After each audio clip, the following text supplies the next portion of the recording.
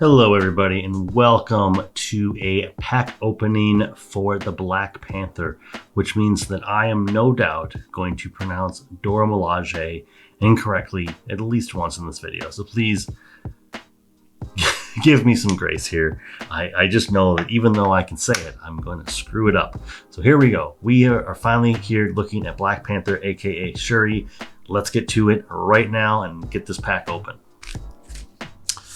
So we have Shuri, the new incarnation of the Black Panther. She is a 4 recovery alter ego with the Genius and Wakanda traits. She has the Inventor action, which you exhaust Shuri, you search your deck for a Black Panther or tech upgrade and put it into play, reducing its cost by 2, limit once per round. She has 6 hit points and she has 6 hand size and 11 hit points. And compared to T'Challa, they are in lockstep, actually completely in lockstep. Same hand size, same hit points, same recovery.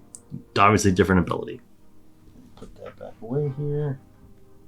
There we go. No, we don't have to look at, we're not going to look at T'Challa in that context for the remainder of all this time. Okay, so we have, I would say this is a pretty cool ability, being able to go and get a... Oh gosh, okay. Oh wait, no, these are both upgrades. I don't know. We don't have Black Panther things outside of upgrades anyway, I don't believe. But either way, maybe there's like a Black Panther support. Just being able to go get upgrades, whether they be Black Panther or tech, is pretty cool. Lowering their cost by 2 is also nice.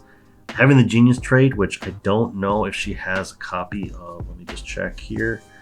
She does not. There are reprints I see, but not reprints of Ingenuity. At least I don't think so. But either way, cool ability. I think that being able to go grab a tech and reduce its cost is going to be something that's probably going to make her unique from other heroes in that sense, because they may be able to go get those items, but her being able to put a reduction on them is going to be pretty great. But let's get into what her her hero side does, because I think it's pretty cool. So we have Black Panther, 2 thwart, 1 attack, 2 defense, the hero and Wakanda traits, and then a response of after Black Panther uses a basic power, resolve the special ability on 1 Black Panther upgrade you control. So I know that I've seen confusion in how this all works, because we now have, well, I suppose we have 2 heroes named Spider-Man, but we now have 2 heroes named Black Panther. And I think one of the things that's kind of got people tied up is that when this Black Panther attacks, or not, because this says when you control. When T'Challa attacks, you can use this ability on Shuri. And that's not the case. I feel 99% sure that for the most part, when you look at a hero card and it references, like in this case, we've got Black Panther on Black Panther, what it's referencing, you might as well substitute the name, the pronoun of the hero with this card after this card uses a basic power. All that aside, also she has 5 hand size and 11 hit points, as we should expect, but all aside, we will get into what her upgrades are all about. I will say that I think this is a nice trade-off from the way that T'Challa exclusively had to use the Wakanda Forever event to turn on his the special abilities on his upgrades. I think this is a much cleaner way. It's going to mean that you have to evaluate those upgrades a little bit differently, because they're going to go off every turn, and if they happen to skew a little bit from what you were coming to expect, they might seem less powerful because they're not doing as much as T'Challa's does in one activation, but because you're activating them on such a regular basis, whether it be thwarting, attacking, or defense, that you have to basically add, when I make a basic thwart, I also do this. When I make a basic defense, I also do this, and that's just something to keep in mind. But let's actually get into those cards so that we can really talk more succinctly on what they do. And I say that, and then we're not instantly going to avoid that. But either way, let's get into her cards. So we have T'Challa, a 4-cost ally, 2 thwart, 2 attack, 3 hit points with the Genius and Wakanda traits. Hero response: after T'Challa uses a basic power, resolve the special ability on 1 of the Black Panther upgrades you control. I think this is pretty cool. I will say that the fact that you have to be in your hero form for this to activate is something that I think is probably going to catch. I mean, it's probably going to catch me one of these days. It's probably going to catch other people other times. Like it's kind of the same way that you get so used to the cadence of someone like Domino that you sort of forget that, like, when you change to Ultra Ego, you don't double up on the wild resources. I think that's going to be the same thing here. You're going to forget that T'Challa can make a basic attack while you're in Ultra Ego, but that doesn't mean that you get to use the special abilities on your Black Panther upgrades.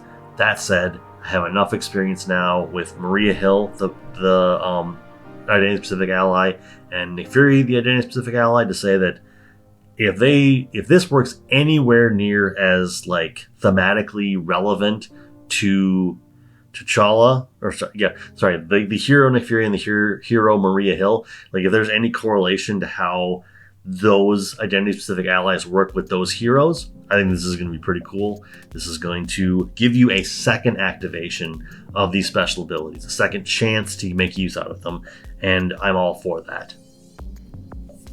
Now, let's look at, what I'm going to do is I'm going to skip ahead to the actual upgrades because I feel like we're having all these discussions. Okay, so yeah, we could have got into, like, the events that activate them and just do more of what T'Challa was doing, but let's get into the actual, like, upgrades so that we have some context for what we're actually doing. Breaking from tradition a little bit here, not going by the numbers. All right, so we have Kimoyo beads. I don't know how to pronounce this. I said I was going to screw up Dora Milaje, and here I go screwing up these. Okay, but either way, we have a 2-cost upgrade, Black Panther tech, special, thwart, remove 1 threat from a scheme. You may discard this card to confuse an enemy.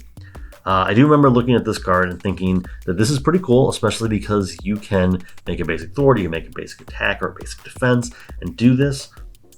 This one feels like one where I don't know that unless I was about to do, like, a reshuffle, because actually, let me see here, because you have to search your deck for these cards. You can't search your discard pile. So unless I was about to do a shuffle of my deck, I think I would rather have this around. Obviously, your experience may vary. The times when it's going to be the right time to just confuse an enemy is going to be contextual. But I think that just in a typical game of Marvel Champions, I don't know that I'm going to be discarding this card very often. Maybe I'm wrong.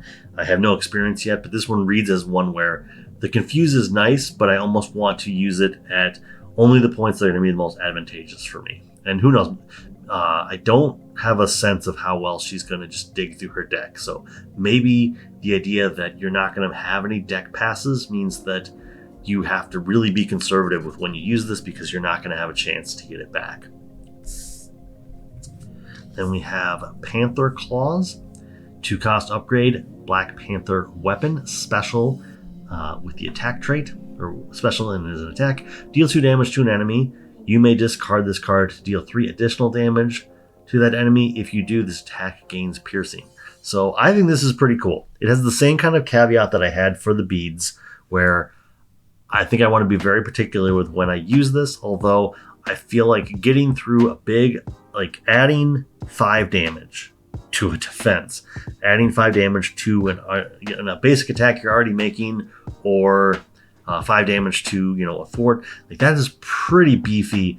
And I think you do want to save that for when it's going to be the most advantageous. Although being able to add piercing is so critical that my hope is that this is just one of those cards that you know when to do it, you make the right call, and it just happens and everything lines up for you. This does read as a card that's going to be very good, but I am a little concerned that I'm going to get way too... It's going to be, like, as some people have already described, that classic non sequitur of you get to the final boss of an RPG and you have 100, Phoenix Downs or the equivalent or potions or whatever. You're just like, but what if what if there's a second stage I need? Like, you just save and save and save. And I do think that part of knowing how all of these upgrades work, I think part of the skill ceiling is going to be that a really good Shuri player is not going to have any of these upgrades in play at the end of the game, because they will just know when the right time to discard the miss. And that's probably going to be something that could be universally applied to all of them. But with Panther Claws, that's what really sticks out. This is a really strong ability. And I think that knowing the perfect time to use that piercing is going to be critical. And that's really just going to come with experience. Then we've got Spider Bites, a 2-cost upgrade. Let me put that a little there. Okay. A 2-cost upgrade, a Black Panther attack special. Choose a player, deal 1 damage to the villain, and each minion engaged with that player. You may discard this card to stun each of those enemies. Once again, this feels like, well, first of all, this is kind of the point when we can very much say that the T'Challa and Shuri's tech all mirrors each other. These are the same kinds of effects. They're slightly tweaked, but you can see the parallels between them. This one, I don't know if I'm going to use I feel like this one might be one that I don't remember. I wrote an article about this. I've already had some time to chew on these because these were the topic of what I did for Shuri. And I don't remember precisely what I said, but I feel like this one really reads as the one that I'm most likely to drop, do the spread damage, and just do the stun. Because being able to stun a whole bunch of characters and have that opening seems really great. Buy yourself a full turn where everything engaged with you is not going to deal you damage. Maybe even go as far as to change down to Alter Ego, get your health back. When you come back up, they're all stunned. I suppose the villain, like in a multiplayer setting, the villain won't be stunned anymore, but all like the minions that were engaged with you, like you don't even have to worry about them because they're already stunned. And I do feel like this one just as like a spread damage thing is really cool. And yeah, I think this is the one that I would most easily just use for the discard ability because 1 damage is not a huge difference maker. If you can pull it off where you're making a basic attack, pulling out T'Challa, having him attack, and then doing one of the events that we're about to look at so that this could be 3 damage, and then you stun what's ever left. So you stun the Sleeper, you stun the Tyrannosaurus Rex, you stun the villain, and you feel good. But other than that, I do feel like this is probably going to be contextual, but this is the one that I feel like I'm going to be discarding the quickest, most often. And last of her upgrades is Vibranium Suit, a 2-cost upgrade, Armor, Black Panther, Special Attack, move 1 damage from your hero to an enemy. You may discard this card to give your hero a tough status card. This is going to be really contextual. This one really reads like I'm not going to do the tough status until it really, really matters. The nice thing here is that you can make a basic defense, move that damage around to take the tough. And let me just see here, because this is after you use basic power. So you're already, if I understand the timing correctly, and I can put it up on the table, or I can put it up on the screen. If I'm wrong, or I'm diverting too far from this, I believe how this would work is the defense would already happen, all that damage would already be decided, and then the special would go off. I could be wrong about that, but this reads like, if anything, this is just protecting you from the next attack, so like the minion wave. I could be wrong about that. It could be that you make the basic defense, you say that you're making the basic defense, you move the damage, you get the tough status, and then the villain damage comes. I'm not sure. I will clarify that. I think that based on the response, that this is going to be something that would come after all the damage has been resolved, but I won't slow us down much more. This seems like it's really just going to be a matter of timing and figuring out how to best use this. But this is another one that I think the sign of a really skilled Shuri player is that Vibranium Suit is not in play at the end of the game, because you knew precisely when that tough status was going to really help out your hero the most. Then we've got 2 copies of Clawed Strike, 2-cost event, attack, hero action, deal 4 damage to an enemy, resolve the special ability on one of your Black Panther upgrades, one of the Black Panther upgrades you control. I do think that one of the important things to remember here is that Wakanda Forever, the T'Challa version, just did all, you just sequenced a order of the special abilities. In this case, T'Challa, her hero form, like it's all doing one of these upgrades at a time. And I do think that is like it allows for an increase in the power of what they do, but also is kind of a nerf. And we'll just ride with it. But I do think that just in general, dealing 4 damage and then getting one of the abilities we've already talked about is pretty strong. I think that it's the flexibility of what she's going to be able to do, because on the first turn, I mean, all of these cost 2. So on the first turn, Shuri goes and finds one, puts the one that's going to be the most helpful for you into play, and then every turn you get to remove a threat and deal 4 damage. You get to make a basic attack and spread some damage out. Like, I think it's going to be very powerful, and I've heard already kind of some rumblings that people are kind of saying that Silk kind of feels weak and Black Panther seems really, really strong, and I don't want to disagree with that. Even what we've just looked at so far, I can kind of see where they're coming from. I was really excited by Silk, and I think that I actually, both these heroes so far feel more Nick Fury than Maria Hill. And maybe we'll go through all this and I'll suddenly come across a combo where I'm like, oh yeah, there's a correct decision to do every turn. But right now, this also feels like you're making a lot of really good decisions to get a really good outcome. And a card like this, I think is kind of one of those skill testers. Like, you deal the 4 damage. Then do you remove threats? Do you deal an extra damage? Do you move a damage off of your hero with a vibranium suit? Who knows? But that is all just like these modular decisions. And once again, kind of feels like Nick Fury. You're making a series of correct decisions to win the game. That's kind of Marvel Champions anyway, but more so. Then we've got 2 copies of On the Prowl, 2-cost event, thwart hero action, thwart, remove 3 threat from a scheme, resolve the special ability on one of the Black Panther upgrades you control. So same kind of things that I said about Claude Strike. The same opportunity costs here. You're paying 2 to do this effect that I would say for the most part, both of them, 2 for 4 damage, 2 for 3 threat removal, are both kind of on the lower power level side.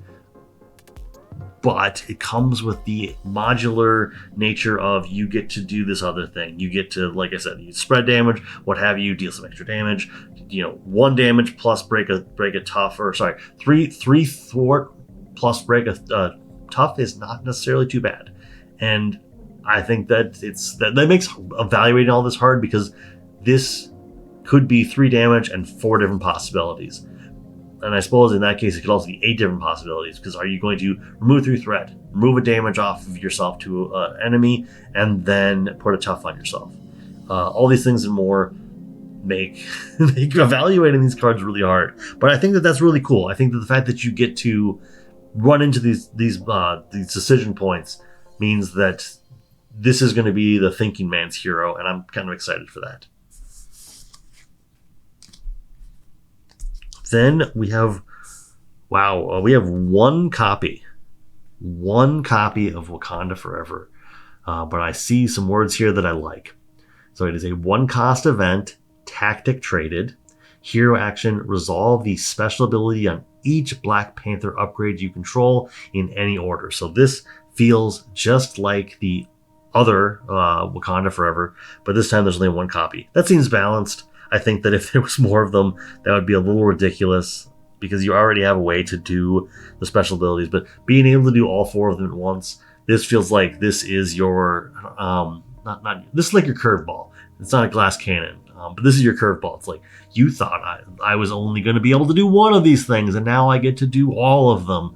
And I think also the fact that her upgrades have you discarding cards means that you need to be very strategic. Like if you're getting low on your deck, and Wakanda Forever could be the next thing you're going to do, you're going to feel pretty silly discarding 2 of your upgrades when the next turn you were going to be able to use all 4 of them. Who knows, maybe getting all 4 of them out is not something that happens on the regular. I feel like it probably is, but we'll see. But yeah, I like that this include. I like that it keeps the theming alive.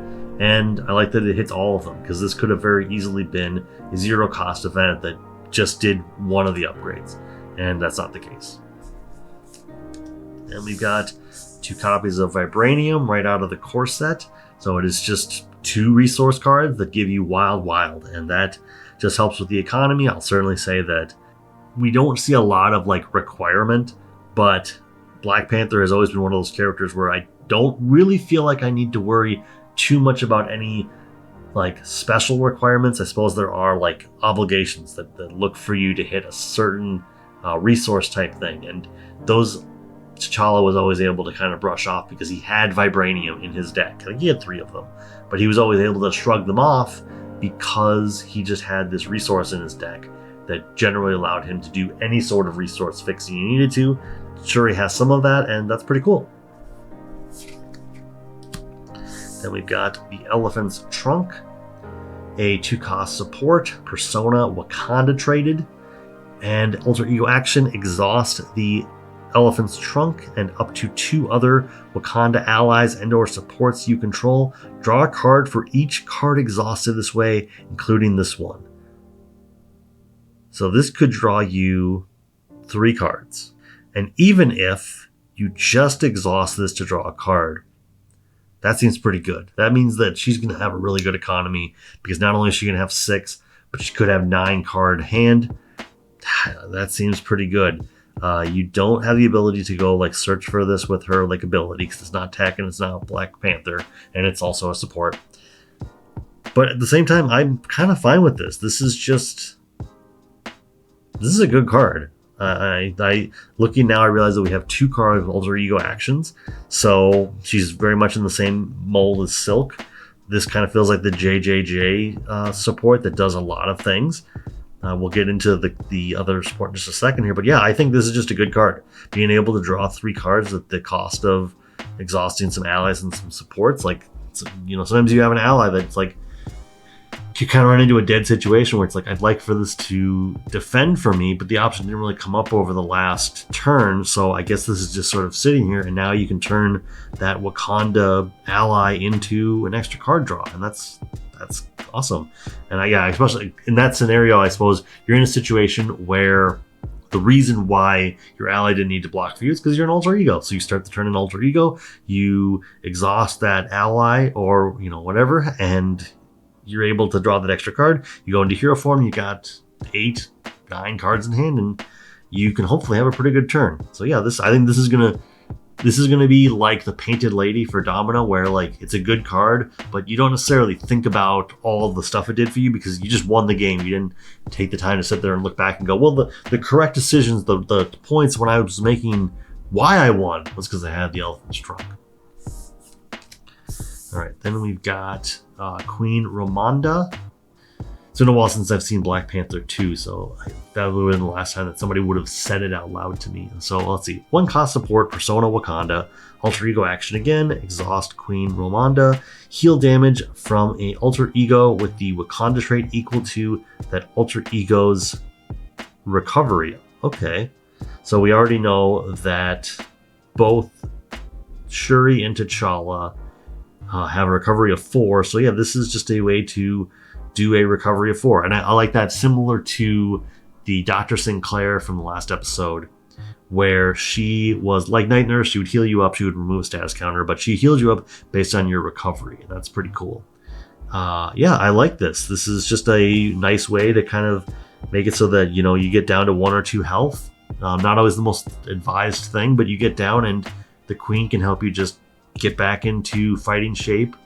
You know, you recover yourself, you recover this, and then suddenly, yeah, you're really good. Nothing too wrong with this. I don't see. I mean, yeah, just a good card. And last thing is the, oh boy, I'm gonna fail this one. The Aja Adana. I do not know. I do not think I've ever heard anyone try to pronounce this in a like podcast or something, or in a movie. So either that or it was said in one of the movies and I didn't even realize it. Okay, but it is a 1-cost upgrade. Title: exhaust this card. Shuffle 1 identity specific card from your discard pile into your deck. Okay, that does change how we look at the upgrades a little bit, because if this is able to shuffle them back in and Shuri is able to search for them in your deck, that means you can be a little bit more direct with getting rid of these. Also, you can just go grab like the events, but either way, this is going to probably be one of the sleeper cards that, like, if there's a card that you won and didn't necessarily know how to attribute it, it might be this one. This might be the one that, like, it was doing so much work for you, like it made your deck more powerful or more consistent, yeah, I think this is probably a very good card. And the fact that it basically doesn't have any traits that immediately jump out as easily searchable. There is the side scheme that allows you to go get a identity specific upgrade. This might be the one you want to go get because you already have a way to get the other ones. Yeah, I think this is going to probably, it's an action too. So like you can do that. You don't have to go into Alter Ego to set up your deck to draw into one of your upgrades. That, I think that's really good. And I think it's probably going to be overlooked by some players. And I don't say that derogatorily. I think I probably would have overlooked that when I was new to the game or when I'm just new to cards. Then we're moving into the aspect cards. So we've got a Justice deck here. We have Manifold, who I believe is related to, what's his name? It's also an M name, but he's the Aboriginal that the X-Men like have to teleport. Or the X-Men used to teleport around during their time in Australia. Gateway. I think he's related to Gateway. That doesn't make sense because Gateway is in Australia and he is Wakandan, which means he's from Africa.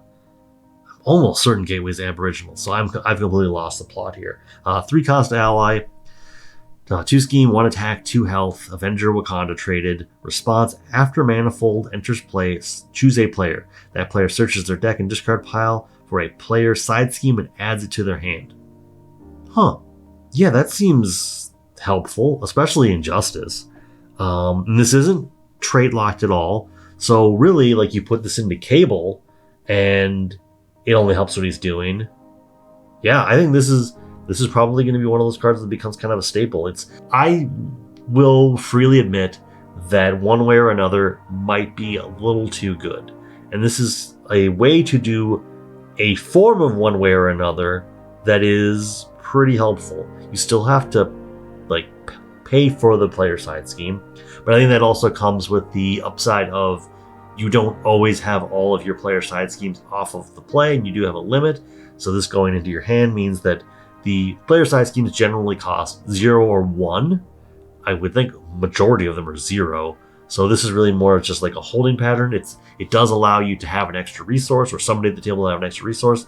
And if you just haven't cleared off the obligatory side scheme that you have in play already, you can clear it out and then play the one that you went and got with Manifold. Yeah, I think there's all upsides here. Like, this could have been more powerful, but I think that the put it into play version would have also come with the caveat of, oh, I actually were already at the limit, so Manifold doesn't do anything. Do I even want to play him? And this is probably the best of both worlds.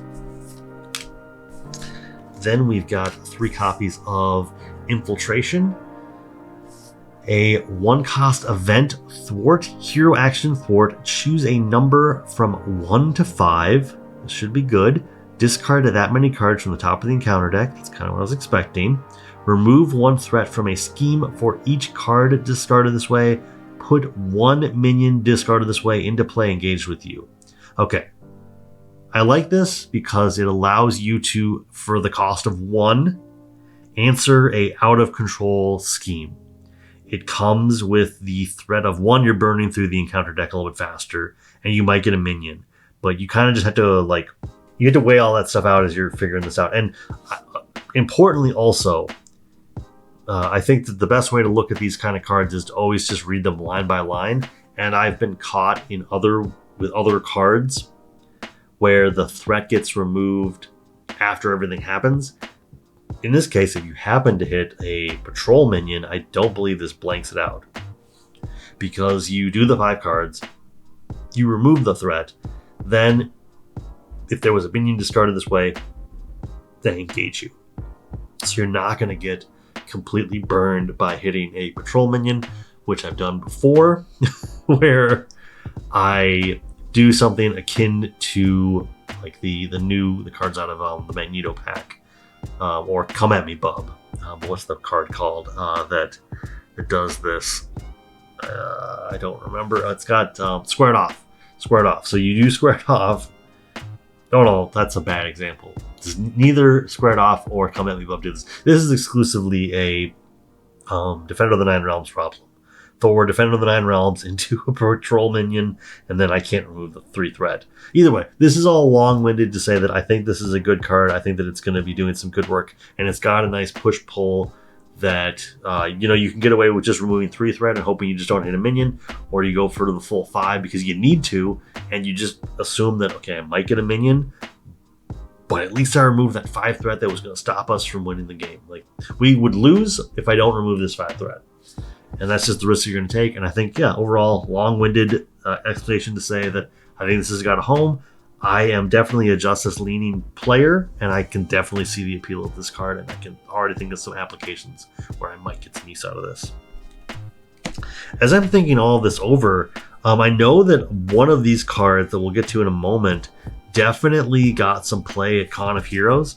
I don't think I saw any of the... I know I didn't see Shuri get played. I don't think I saw any of these cards see any kind of action. But I definitely heard of people that did use them. Okay, so we have a side scheme, Going Undercover, cost 0. Player side scheme, victory 0. When defeated, the defeating player looks at the top 5 cards of the encounter deck. They may add 1 non-permanent scenario-specific card from among those to the victory display. Then place the rest on the top and or bottom of the encounter deck in any order. So you can, there's a number of things here. It comes with 4 threat, so you get through that 4 threat. You look at the top 5. You can just add 1 card that is specific to the encounter set. Non-scenario specific card. Oh, okay. Sorry, I was going to go in a different direction there. If I'm reading this correctly, you can then add 1 basically modular encounter set from among them. I suppose because you could hit a card that would just make the scenario stop working. I don't know why that would happen. You'd think that would be on a permanent. Okay, let me just think this over again. Look at the top 5 cards of the encounter deck. They may add 1 non-scenario specific card from among them to the victory display. I'm just trying to understand. I'm trying to think through non-scenario specific card. Like, I believe I follow what they're describing. I'm just trying to think about why they're specifically wording it that way. Like, what is the threat of a card that is scenario specific being added to the victory display? It's not coming to me. I bet it will come to me as I'm like, falling asleep tonight, and I'll be like, oh, that's the reason. But either way, this is a cool card. Just being able to, 1, set up the top of the encounter deck, say, like, we don't want to deal with any of this, but then also saying that this is going to be a card that we are going to add to the victory display, and then we don't have to worry about it at all. That's just cool. And yeah, like, the wording on this is very specific, and I just do not see precisely what we're safeguarding against, but also, I'm not the designers, so I don't need to know that. Then we've got Show of Empathy, which I already know comes with a card that is in the back of the pack. So, okay, Show of Empathy. This is a cool card. I've already been aware of it. It is a 0 cost player side scheme with victory 0. Forced Interrupt. When threat is removed from this scheme, place that threat on a non-elite minion.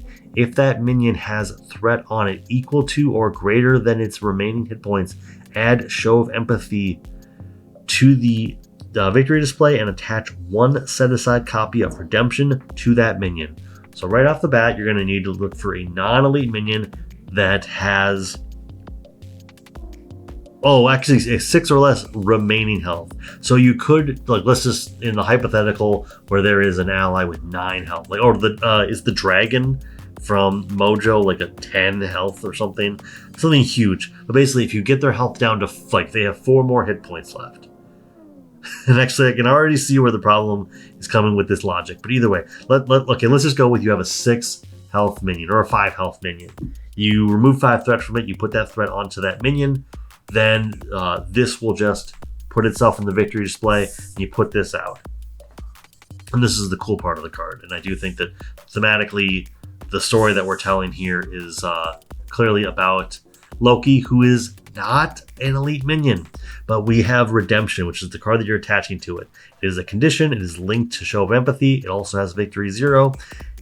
Take control of attached minion and treat it as a redeemed ally with a blank text box. Its thwart is equal to its printed scheme, and it takes 1 consequential damage after it thwarts or attacks. So this is a really cool way to remove 4 threat, put it onto Loki, and suddenly that issue that we have with Loki where he keeps hitting treacheries and keeps regenerating, don't have to worry about it because Loki's now on your side. That's what this artist kind of telling that story of, and I love it. This is such a cool implementation of what you can do with a player side scheme. It tells a story. I love when cards tell stories, and I'm a Thor player through and through, so this one speaks to me even more. I love this little combo, and I love the fact that we are not controlling the minion, we are redeeming the minion. And that is also a piece of like trinket text, flavor text, thematics that I love.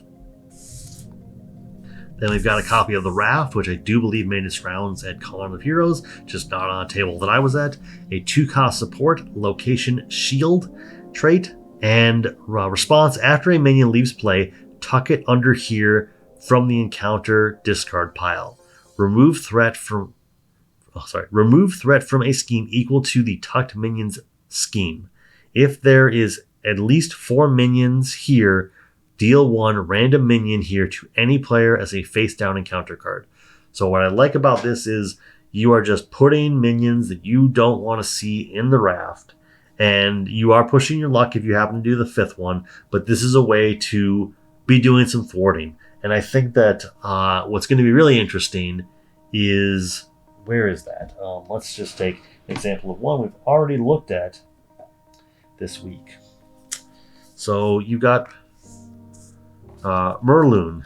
You've got this guy, this vampire guy. Obviously, he's going to be huge fighting against Cindy because she tucks things under her. So you could have up to 4 cards tucked under her. So he could be a 5/5. And because he's looking at each identity, that means that when he goes under the raft, his bonuses still matter. And so all of a sudden you tuck him and he just removes 5 threat from a scheme. And that's pretty cool. Just being able to like hold minions off is great.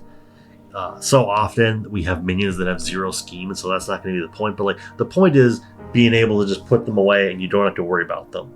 And if you have someone like a Thor in play, you can just deal a random. You're not deal 1 to any player. So you're dealing 1 randomly, but you get to choose which player it goes to. So give it to the player that's going to be able to, like the aggression player, the Thor player, what have you. The Silk player, because she's going to want to like defeat minions. And yeah, just go to town. Like, just have a great time. And I definitely see the appeal of this card. I have yet to like obviously put it into play, but I have a feeling that I'm going to enjoy putting it into play because this seems like a cool card. Next up, we have Invisibility Gear, which I have no memory of. If this was previewed, I did not see the preview.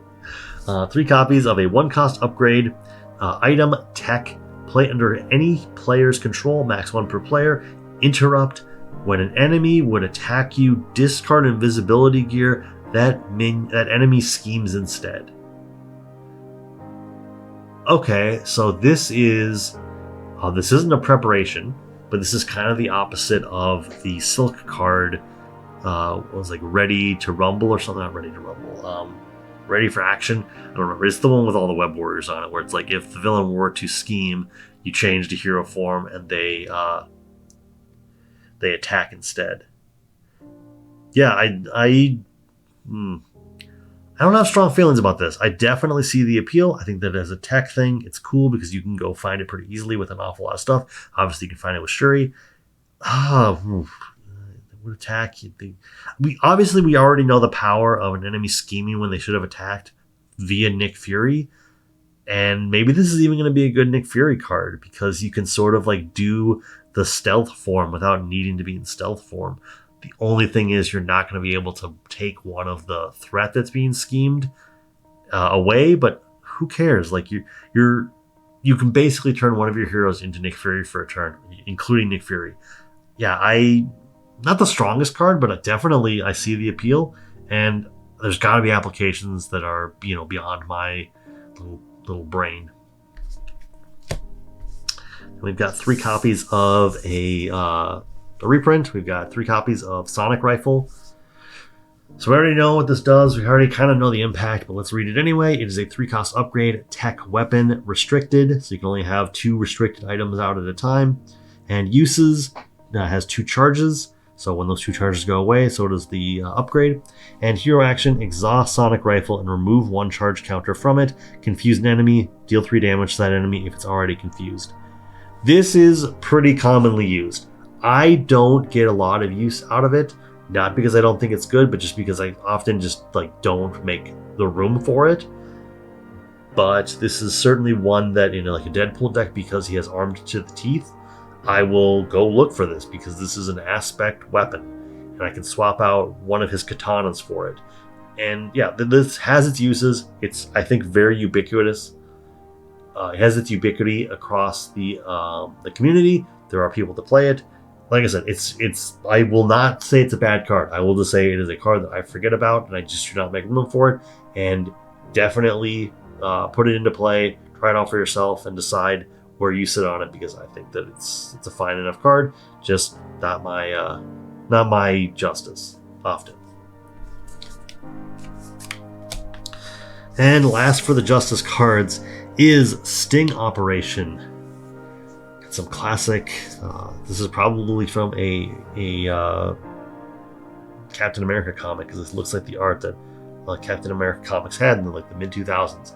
2-cost upgrade, preparation, tactic, max 1 per player. Response after a non-elite minion schemes, discard Sting Operation, discard that minion. I'm trying to think here. If you were to do this with Informant, would you basically have them remove threat for you, and they did scheme, and then you just discard them? I mean, I guess if you're doing Informant, that probably means that they have a pretty good scheme, and so you're trying to take a bunch of threat off. But that would be funny if that's how it works, where you can sit there, let them remove the threat, and then just discard them. That seems pretty good. I don't have Informant right on me, so I can't really compare the timing. But that would be a pretty good story. If I watched someone do that, I'd be like, well, that was pretty clean. I like that. All right, and that moves us out of the aspect cards and into the basic cards. And like I said, I am gonna try my best, but I'm probably gonna mess something up. So let's just do the reprints real quick. We have the basic energies, or the basic resources. We got energy, genius, strength. We've already seen this art. We've already seen these cards. We know what they do, and they do them well. And it's just cool to have new art, because we have so much art of the Hulk, Thor, and Doctor Strange. So to have different art is cool in itself. Then got a copy of Build Support. It is a 1-cost upgrade. It's Victory 0. 3 threat per player, and when defeated, each player may search their discard pile, their deck and discard pile for a support when they cost 3 or less, and put it into play. Very good. I believe this came. Well, I think this definitely came. It definitely came in the Next Evolution box. I want to say that it was in the Cable deck. Maybe it was in the Domino deck. Either way, it was in that box. Having to do a reprint for new art, and also to have it be a little bit more accessible. You don't have to buy probably like $60 box, $45, $60 box, just to get this card. I mean, there's plenty of things in that deck, or that pack, that you'd want. The scenarios, the heroes, everything. But just another copy, have it around is just cool. And yeah, it's a good card. So I would say put it into play if you can, because you're probably going to have a good time with it. Just, you can't get Avengers Mansion. It's the only thing that I often wish I could go grab. All right, into the new cards.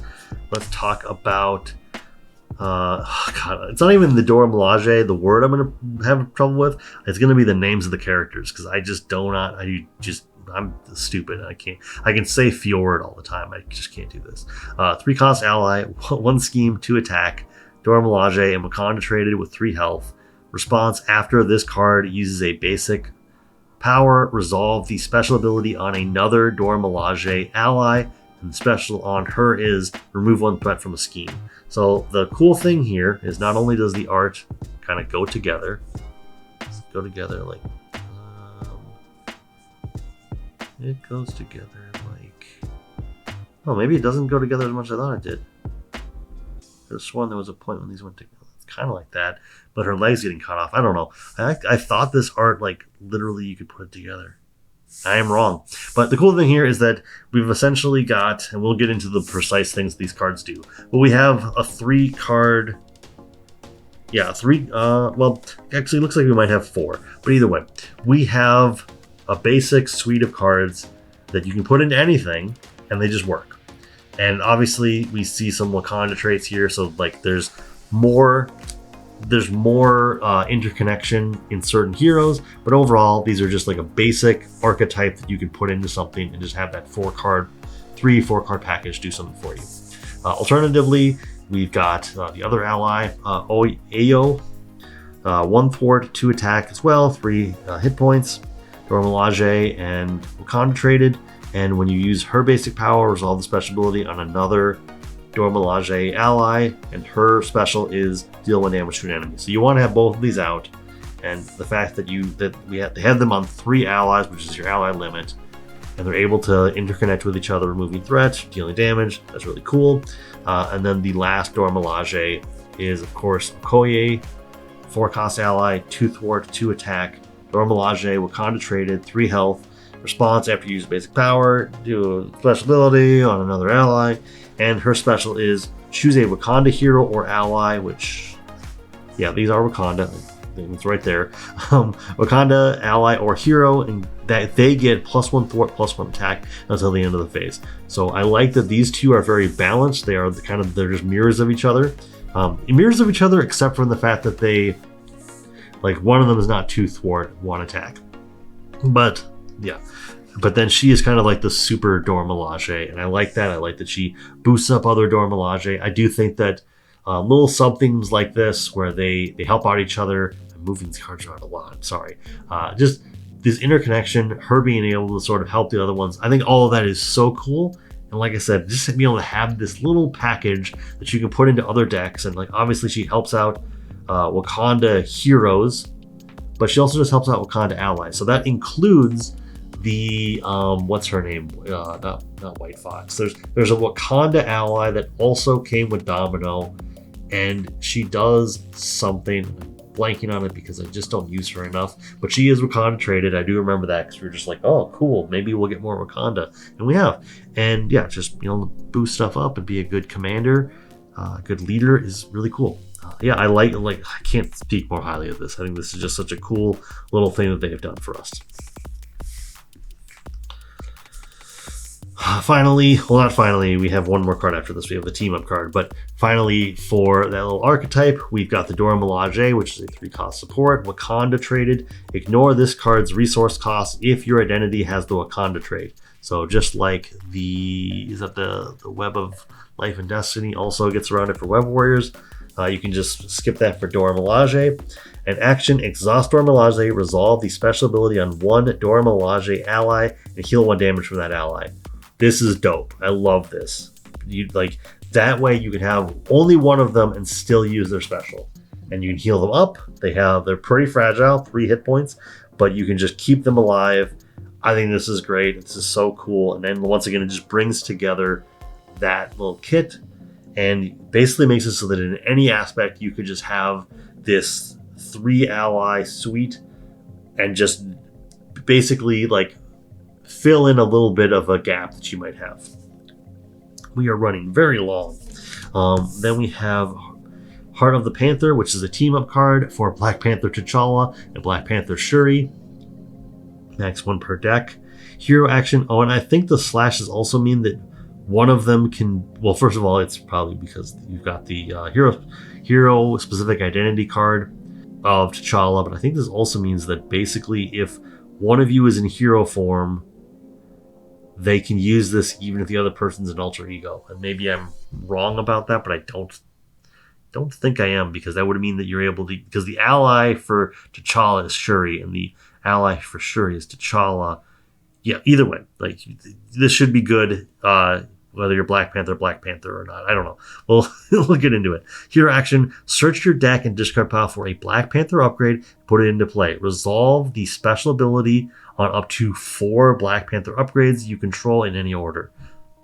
So, in truth, This is a little bit more expensive Wakanda Forever, but it's a more expensive Wakanda Forever that allows you to go get one of the upgrades. And that's pretty cool. And let's see, that means it is time to move on to the Obligation and Nemesis set, which I'm very excited about. All right, Obligation is T'Challa's Shadow, which is an obligation given to the Shuri player. It has uses for doubt counters, and it has victory 0. Increase the resource cost of each card you play by 1. Okay. I could see that being difficult for her and a bit of a pain. Forced response after you thwart, attack, or defend. Remove 1 doubt counter from here. Now, this is a really cool design. I like that it is. It's not extremely invasive. It does prevent you from building out further or slows you down from building out further, but you just do what you want to do, and over time, this doubt will go away. That's very thematic, just to say, like, I'm not restricted. I'm living in T'Challa's shadow, but I can overcome that. This is a cool obligation. I like both of the obligations we've had from Silk and from Shuri. I think are really cool, interesting design space, and I look forward to just seeing if they can move forward with this same kind of design space for other heroes. I think obligations are going to take on a new level of thematics. Then we have Claw, who is a minion with 2 scheme, 0 attack, 6 health, and the Elite and Masters of Evil trait. When Claw attacks, give him 1 boost card for this activation. And yeah, he's just basically a minion version of his villain, and I think it's very much in the same kind of style as Ultron, being a Ultron from the Vision pack, being a good reflection of what he was doing in his villain form. I think this is really cool.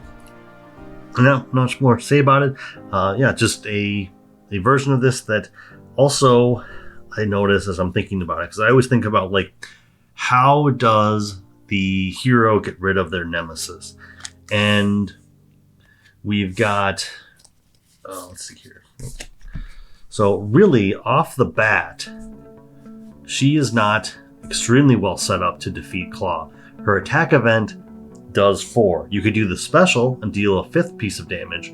Her attack does not combo with her claws to get rid of him. So actually, just naturally, Claw is, I think, going to probably stick around a little bit just because he's got the health.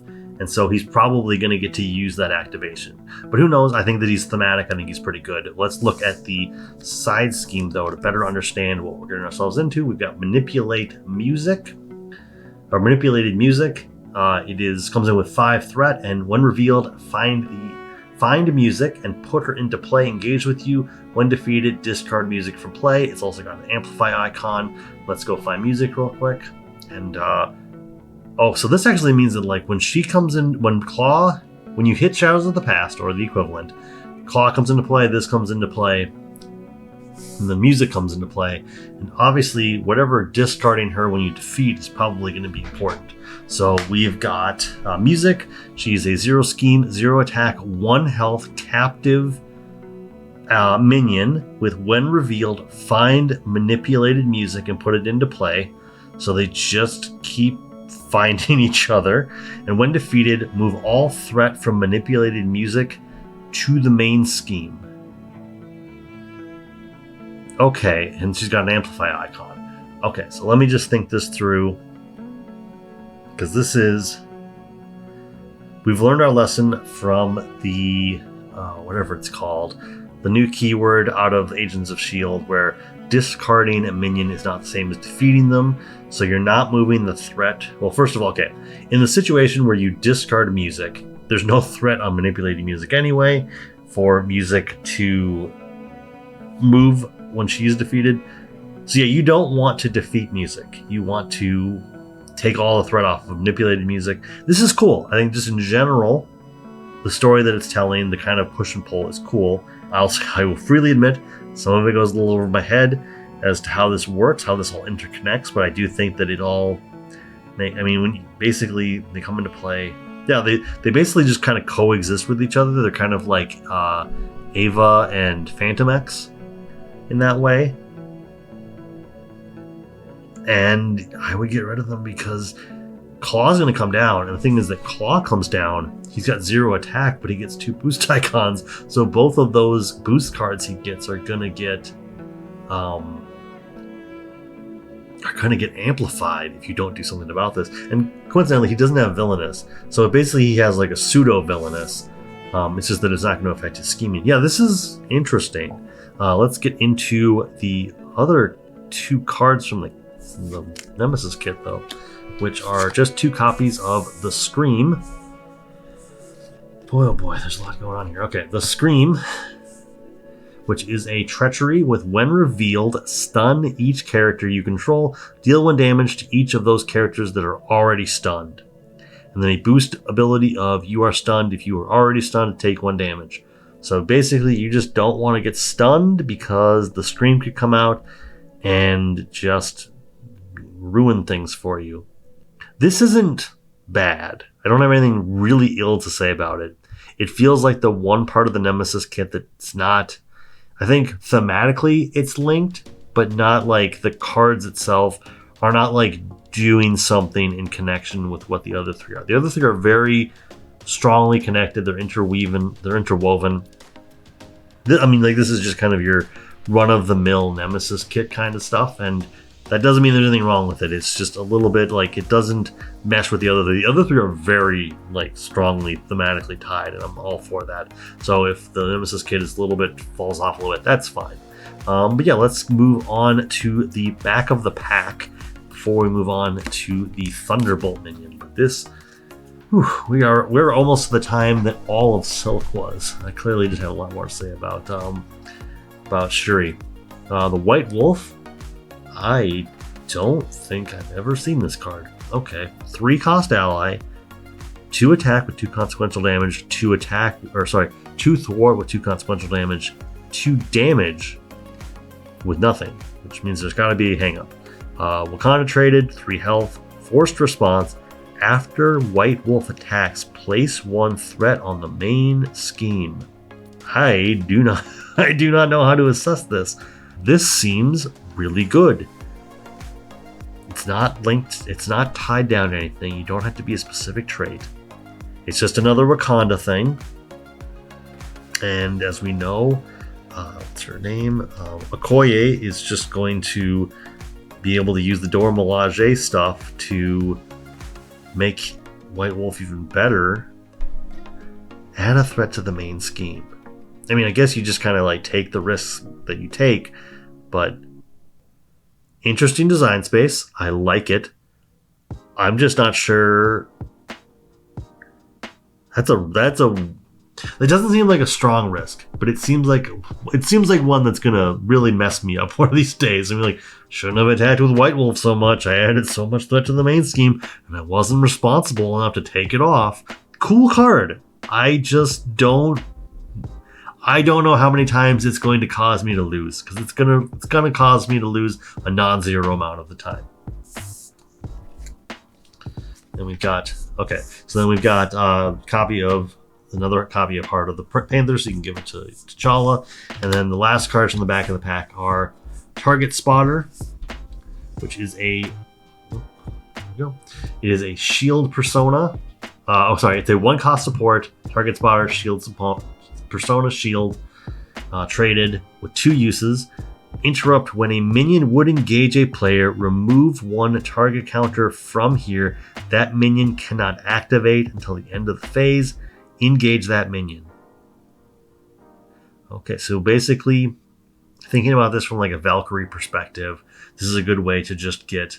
I mean, she doesn't care where the minions end up, but to be fair, just preventing like a quick strike or some other shenanigans where a minion comes into play, then your buddy reveals a card that makes all minions engaged with such and such player attack. Like, this just stops that activation and also puts that minion engaged somewhere else. This seems like a corner case card. Saying that probably is going to make me look real stupid when this is like a staple card that everybody uses. I see the potential. I don't see where I would use it, to be honest. And then let's move on to the last part, which is the Thunderbolt minion, which you can use with the Thunderbolt scenario, or just basically as any kind of modular encounter set. But you can use it with the Thunderbolt scenario. It is an elite minion, and I did not remember which one we were getting here. So Joystick is a character that I don't even know that I am familiar with. She's a 1 scheme, 1 attack, 17 health elite Thunderbolt minion with Villainous and Victory 1. I kind of expect that. Do they all have Victory 1 or were they Victory 0? They must be Victory 1 because the victory must matter in the campaign.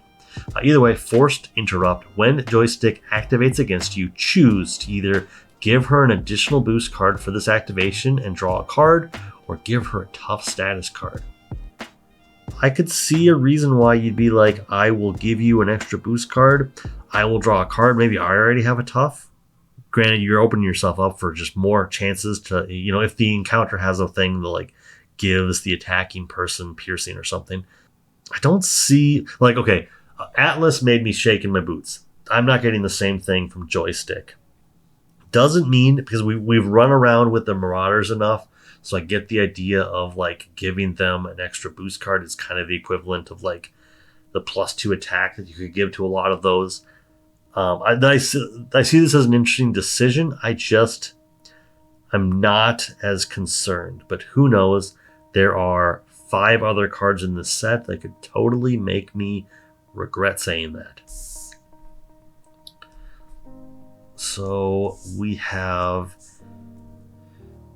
Energy. I don't know how to pronounce that word. Energy Truncheon? Trencheon? I don't know. I do not recognize this character. I do not have anything to tie to her. Attached to Joystick, otherwise attached to the villain. Attached enemy attacks gain piercing. So that would definitely help you get around any kind of toughs that I was kind of saying you're kind of risking with the additional boost card. Now she's just got piercing, so okay. That also means that your tough statuses are not going to just stop her in her tracks. So she also gets +1 attack, and the hero action of attached enemy attacks you. After this attack, discard this card and draw a card. Okay, so I like what's going on here where you can take a risk and draw a card. Extreme risk, in fact, because the encounter set is called Extreme Risk. Yeah, I cannot pronounce this card, but I can definitely see what it's doing, and I can definitely find something interesting about it. This also seems like the kind of attachment that gets added to a minion, and you like what happened with Mach 4 or Mach 5, whatever his name was, where he got a bunch of uses on him, and then I just took him out. I just dealt 14 damage to him. Don't have to worry about that now. Sure, Joystick might have piercing unless I just dive bomb twice. Then we've got Playing for Keeps. That looks like, I don't know if that's Mark Bagley art. That looks an awful lot like Mark Bagley art. Playing for Keeps, a side scheme with 3 threat per player. Each identity gets +1 hand size. Something's up. She's been giving us extra cards, now she's giving us extra hand size. Something is up. When an enemy activates, give it 1 boost card for that activation in addition to any other boost cards. Basically, it's doing what Claw was doing. So you get a little extra hand size at the cost of effectively 2 boost cards for any villain or villainous minions. Okay, I mean, it fits the name. Extreme Risk is absolutely true. You are taking risks, and some players are going to absolutely be able to take advantage of this. I could see this being the one Thunderbolt that the most people are going to add to just random scenarios. And we've reached the end. The last card to talk about today is Extreme Risk. We kind of already know what this card does because every Thunderbolt minion has had this so far, but when revealed, find a Joystick and reveal her. She's already in play. She engages you. Joystick activates against you. If no enemy activated this way, this card gains Surge. And the boost of you may give this activating enemy an additional boost card if you do draw a card. I like that theming.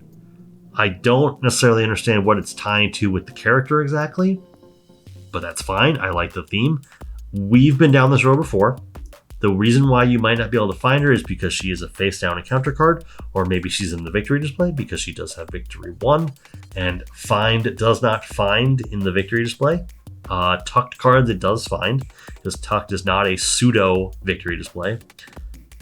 So Silk should watch out for that. But yeah, overall, we like I said, we already know what this card does functionally because every Thunderbolt minion has 2 copies of this. But being able to do that boost where you can give them a boost card at the cost of additional card, there are a lot of people, sometimes they play Star-Lord, that will absolutely take that risk. And I think that's really cool. But overall, I did not see anything that makes me have any sort of negative emotions towards Shuri. I see a lot of potential in her. I don't see her. I stand by what I said before. She looked like she was going to, and she feels now that I've looked through her like a lot more like a Nick Fury than a Maria Hill. I don't see her as being overpowered. I do feel like she is just asking you to make good decisions. And if you make the good decisions, the skilled Black Panther players will make the decisions where things like your upgrades will not be in play because you knew the right time to discard them. That is going to be it. We're done with the pack openings for the week, and we're probably good for another 6 weeks before Bucky and Falcon come out and we do this dance again. But either way, thank you for joining me. This has run much longer than I was expecting. Have a great day, and remember, you are doing great. Keep it up.